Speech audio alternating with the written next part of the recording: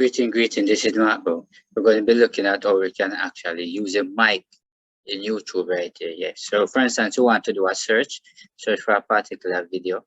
Instead of a type right here in the search bar, we're going to use this particular mic.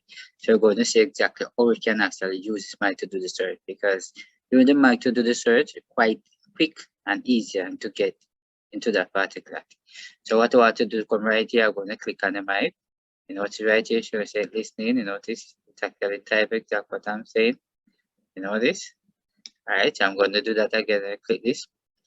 Or to create a basic Microsoft Word document. Alright, and if you notice right here, give me some example of creating Microsoft Word document here.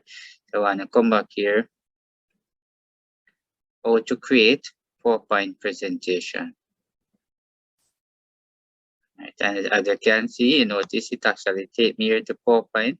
Yes, it's very important how to create PowerPoint presentation. So these are some of the quick ways you can actually do that. So if you want to search like for another video now and numbers, sets of numbers, right? And as you can see, you know, this is a set of numbers and all of that. So this is one of the quickest way you can actually search exactly what you want right here on YouTube. We don't have to type, because sometimes you type and maybe make mistake. It takes a lot of time. So best for you to just click right here. I can click this. The top 6 feature in Google. Right?